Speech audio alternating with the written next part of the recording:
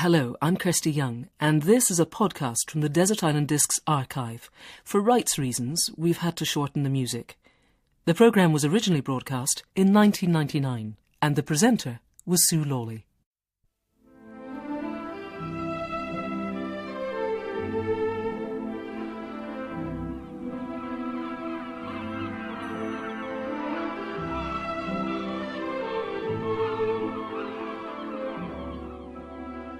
My castaway this week is a pianist. Born and brought up in Budapest, he decided at the age of 26 that Hungary might suffocate him and emigrated to the West.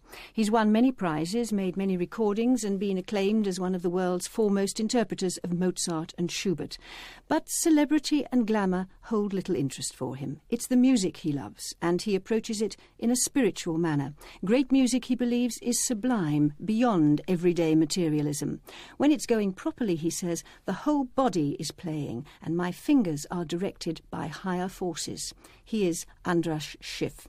You make it sound, András, as if you're almost once removed from the process, as if the music is playing through you. Is that right? It should be right.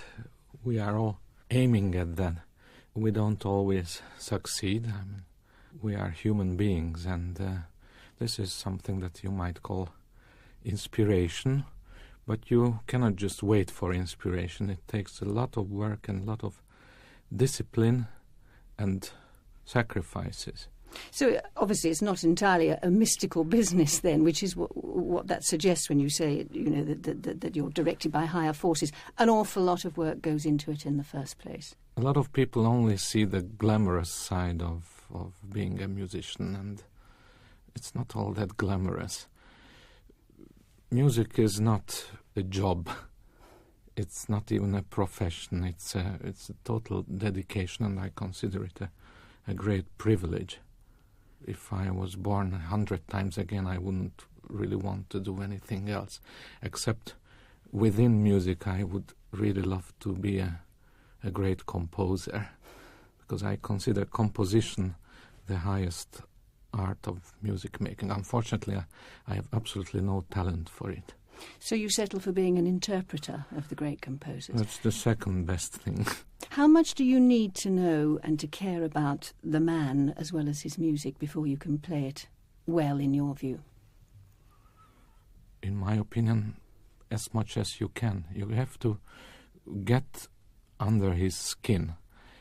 Good actors also have to do that. I mean, we cannot forget our own personalities, but we are dealing with great minds, with great composers. Do you have to like him?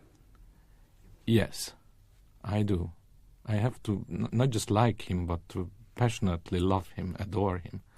That must mean that there are people you don't play because you don't like them. Certainly. Who? I'm very specific about this. First and foremost, Liszt. I can't stand Liszt. Not the person and not the music. And on the other hand, I'm fully aware of his importance and his significance. And he probably was the greatest pianist ever. And I really can't stand the music. What about Wagner? Wagner is a difficult case because he's an even much more important composer than Liszt. But I find it very, very difficult to come to terms with him. So you see, there's Why? a certain... Because of what you know about him? Because you don't like him? No. It's not... even if I didn't know anything about Wagner's life, there is something so egomaniac about his music. You see, you cannot play everything and everybody. You have to make your choices and your priorities. Who is the composer, the great composer, who touches you most closely? I would say that the divine figure in my life is certainly Johann Sebastian Bach. And I admire Mozart more than anybody. But if you asked me who touches me most and purely emotionally, the answer has got to be Schubert. We should have your first record. Tell me why you'd take this to a desert island. This is not a very original choice, the slow movement of the C major string quintet. Many people have chosen this in this program, I know. But to me it's an obvious choice. It's also something I would like to hear at my own funeral. And this recording is something that not many people know. It's Pablo Casals, but not with Isaac Stern and company, but with the Weg Quartet. Sándor Weg was a fatherly friend to me and a great partner. I played a lot of chamber music and sonatas and trios with him, and he was one of the greatest musicians I ever met. Pablo Casals and the Weg Quartet playing the opening of the second movement of Schubert's String Quintet in C major. That was recorded in 1961 live. You prefer live performance, do you? Certainly, yes. They are less perfect, but it's a unique document. You don't like music to be overproduced? No, absolutely not. Does that mean you fall out with record companies? Well, I do have my problems with record companies, but over the years I learned to appreciate and even enjoy recording.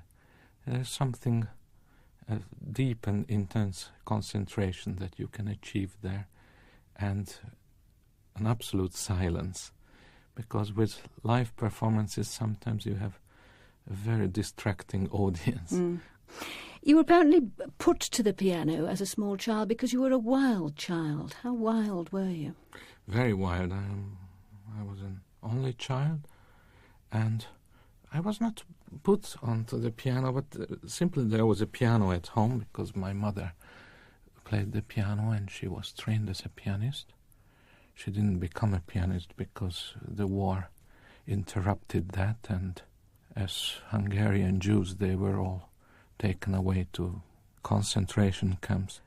However, there was a piano at home, and as a very lively child I expressed interest in this little box. It was just a small upright piano. And my mother started to take me to concerts, and I remember hearing Richter and Rubinstein and these people, and that probably that has inspired me. But then along came someone who was to be a very major influence in your life, I think, George Malcolm, the harpsichordist. How did you meet him? At the age of 11, I came to Great Britain for the first time, and this was very important because during the times of communism, Hungary was sealed off and isolated, politically but also culturally. And I had family here who escaped during the 1956 revolution. And here in England, through mutual friends, I met George Malcolm, who then came to play a harpsichord recital in Budapest, and he was always playing from the music, and he asked me to turn the pages. And I don't know about my piano playing, but my page turning was really first class. This was public performance. Oh yes. Well, he obviously trusted you. Yes, and this was the beginning of a great friendship, and I never formally took lessons from George and never studied with him, but he taught me so much about style and taste and ornamentation, but never dogmatically. We should have your second record. I didn't want really to play anything of my own in this program. It's a matter of principle. But this is an exception because it's a duo recording with George Malcolm. We are playing Mozart sonatas for piano four hands, and it's on a very special instrument. It's on a Walter fortepiano, which was Mozart's own fortepiano. George Malcolm and my castaway András Schiff playing Mozart's sonata in C major K521, and that was played on Mozart's own forte piano. It's the kind of duet where you get your cufflinks tangled if you're not careful.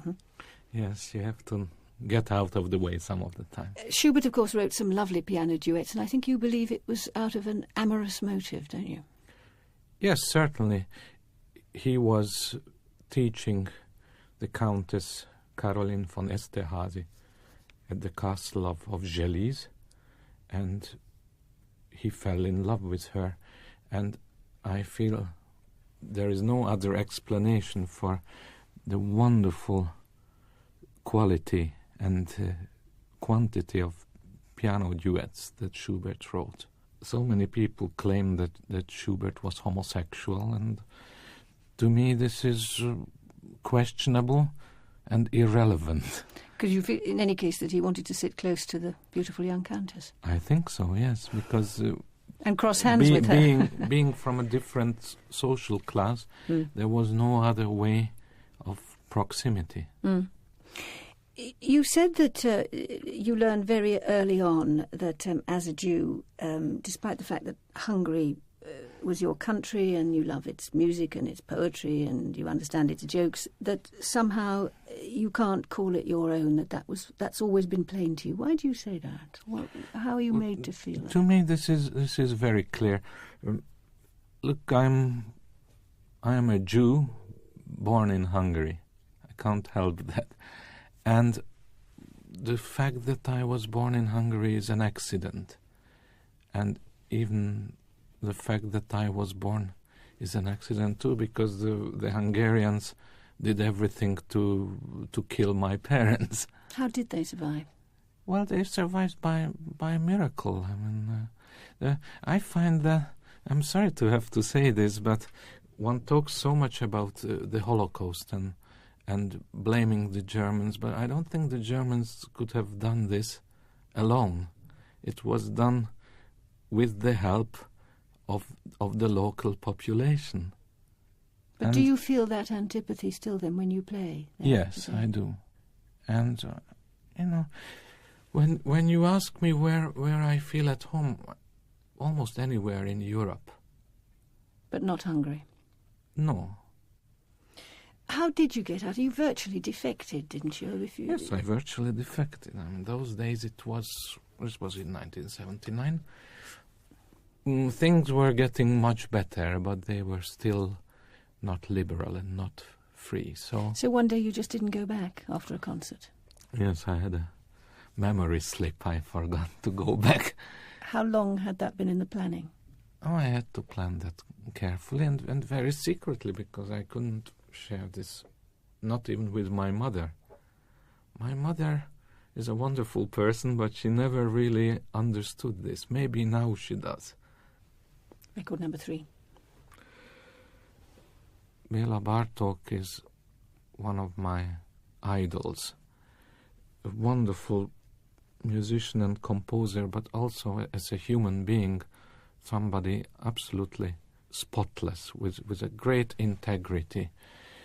When he left Hungary in 1940, it was a very brave and very courageous decision, a political decision. I mean, he didn't have to leave. He was not Jewish.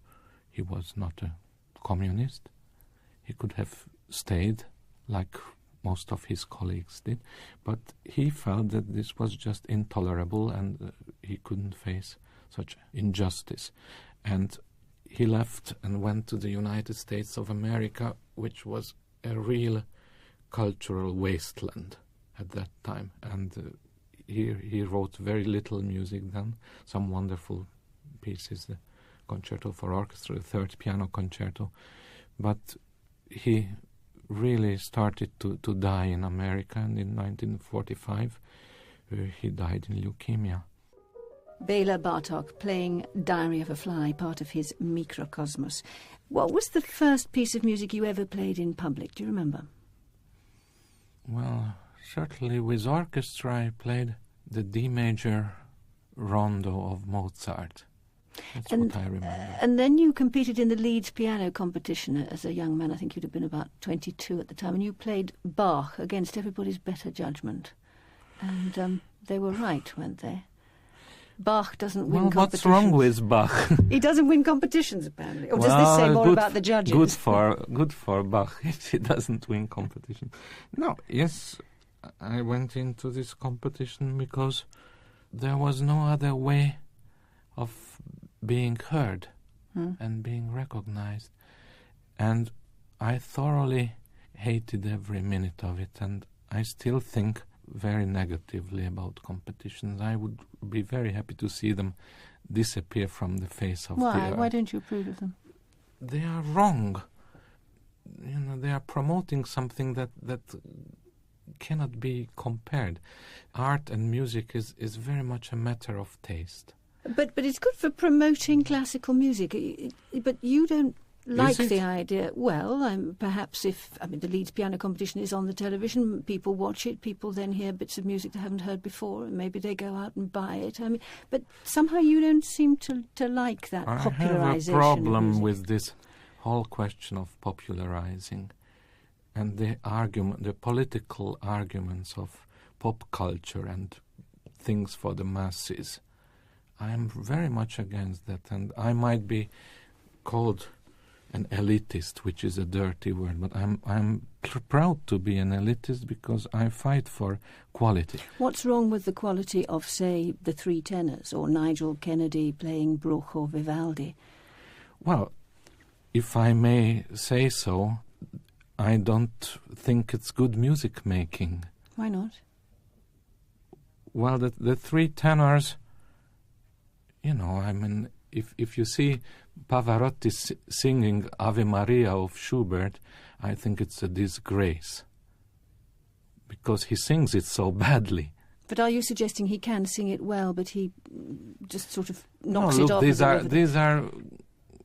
Pavarotti has a great voice, and Placido Domingo, among the three tenors, is a great artist. But I think it's a shame that they prostitute themselves.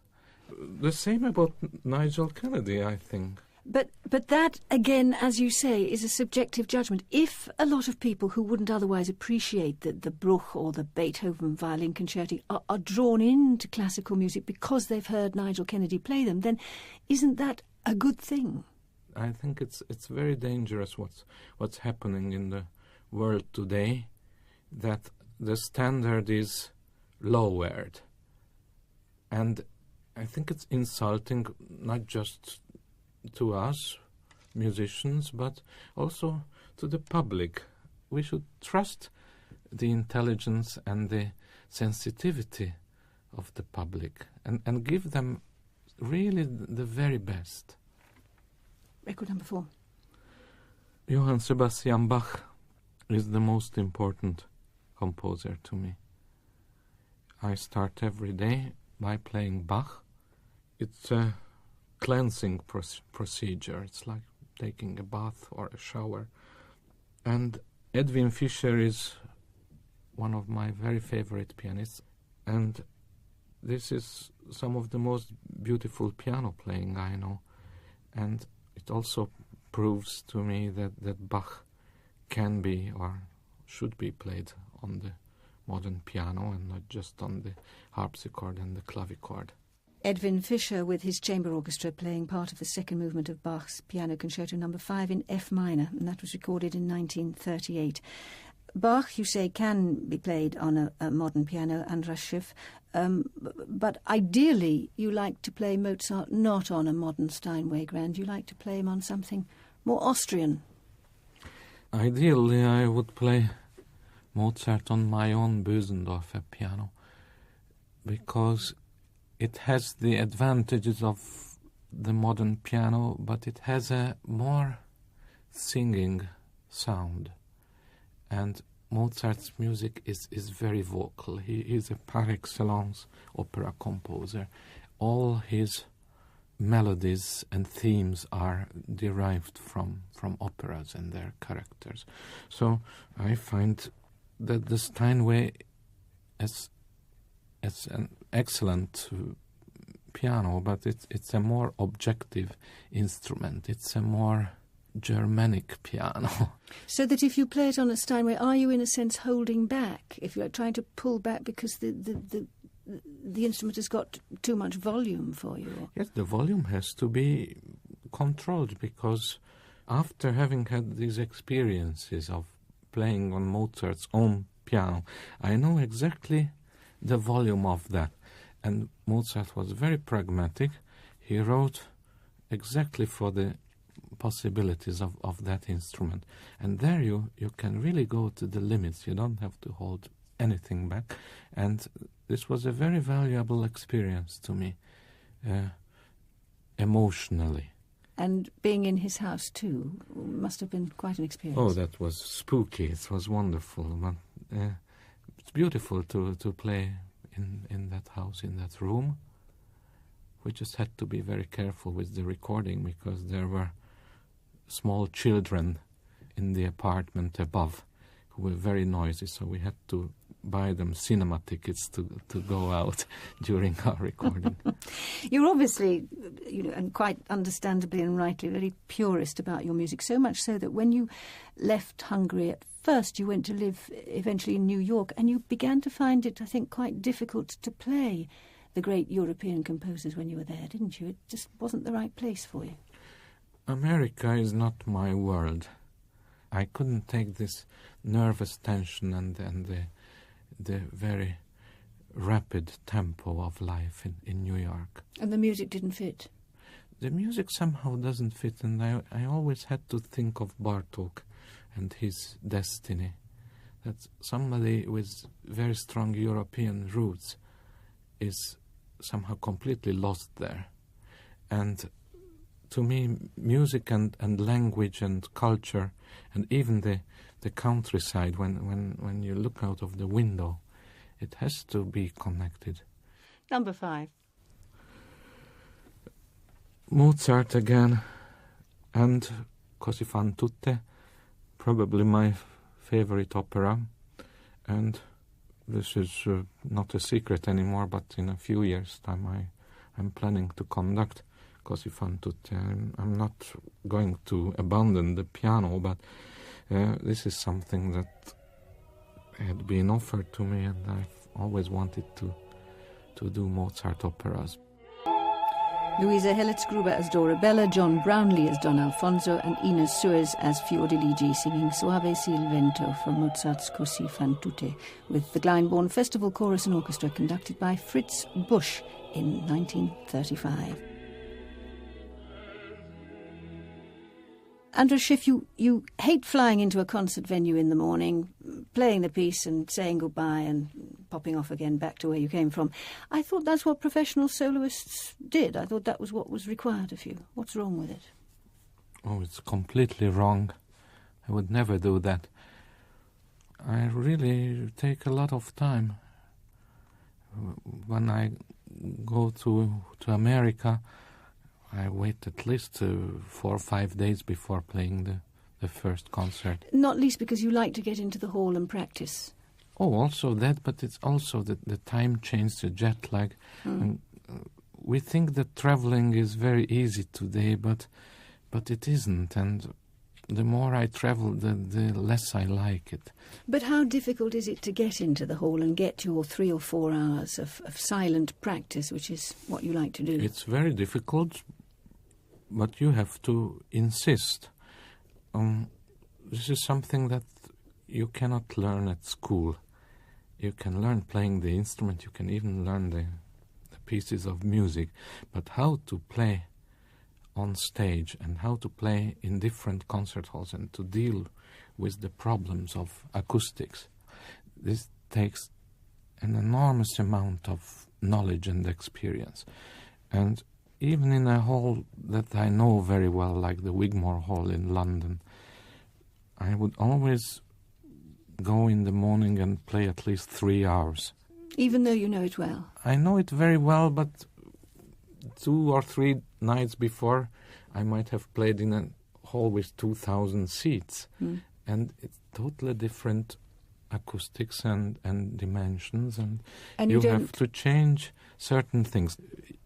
Your tempi, your timing, your dynamics, they have to be slightly altered according to the requirements of the hall. And during that rehearsal time, you don't want anybody else in the hall. Nobody can vacuum clean or pick up the litter. Oh my God, that would be terrible. But very often I have these problems that it happens. Just when you arrive at the hall, even if you made all the necessary arrangements, but just then the cleaning lady marches in with the vacuum cleaner, and when you tell her to stop, then she's insulted because you are disturbing her vacuum cleaning with the stupid piano playing. Next record. Beethoven String Quartet, Opus 130, the Cavatina. This is the most transcendental and metaphysical music that I know. I stayed away from this music very long, deliberately, because I didn't understand it enough. Recorded in 1941, that was the Busch String Quartet playing the Cavatina from Beethoven's String Quartet number 13 in B-flat. You couldn't live in the States, András. You didn't want to go back to Hungary, so you settled here in London and in Italy. London because of its cosmopolitan atmosphere, cultural life. Why Italy and where? This was a long procedure. I tried to live in several places. I always had this idea of Italy and going south, and this fascination and interest in Italian Renaissance. And if it's Italy, it's got to be Florence. So that's where I am now, and it's a great inspiration to me to live in the midst of Renaissance culture and nature. It's wonderful. Record number 7. Czech music had always been a great passion to me. The music of Smetana, Dvorak, and later Janáček have given me a lot of pleasure. And the key figure was Raphael Kubelik, who was a wonderful, wonderful musician and conductor, and he became a great friend. He was a man of the greatest integrity, artistically, personally, and politically. So when he left after the Second World War his home country, he was determined not to return into a communist Czechoslovakia. So when communism collapsed, Kubelik already retired from conducting, but he took up the baton again and went back to Prague to conduct Ma Vlast, My Fatherland, by Smetana. And I was at that concert, and if I would have to single out the greatest and most emotional concert experience of my life, then this was it. The Czech Philharmonic Orchestra, conducted by Raphael Kubelik, playing part of Smetana's Ma Vlast, My Fatherland. Are you looking forward to being cast away? Not really. At times it's a pleasure to be alone, but I'm not such a solitary person. Luckily, much of my activity can be done in solitude. But could music making, reading, contemplating. Yes, to that I do look forward, but I'm doing that anyway. But what about finding your own food and building your own shelter? Any good at that? Are you a practical chap? No, I'm very unpractical. I'm terrible at tools, terrible with technology, with machines. I don't know how to drive. I will never drive, and I will never have a computer. So escape is the only thing for you if you're going to go on living, really. Well, in a way, it's a crazy world. I mean, it's the hardest thing today is to find peace and quiet, and that you could find on the desert island. What would you most miss then about civilized life? Nothing, by the sound of it. No, apart from people that I love, not much. Last record. Humor is very important to me in life and in music. Maybe when you ask me what I would miss, it would be jokes. Telling jokes and listening to jokes, because that cannot really be done in solitude. And we have heard so much deep and moving and profound music, and this is equally deep and profound, but to me nobody got the feeling of humor in music like Joseph Haydn did. Part of the final movement of Haydn's Symphony in G major, number 88, played by the Berlin Philharmonic, conducted by Wilhelm Furtwängler. If you could only take one of these 8 records to your desert island, Can you possibly choose one? That's very difficult. Probably the Schubert Quintet. What about your book, as well as the Bible and Shakespeare? I think it will be La Divina Commedia of Dante. And what about your luxury? Something of no practical use whatsoever. Something that would I'm afraid it's got to be a piano. It's not even my favorite instrument. I much prefer the cello. Good heavens.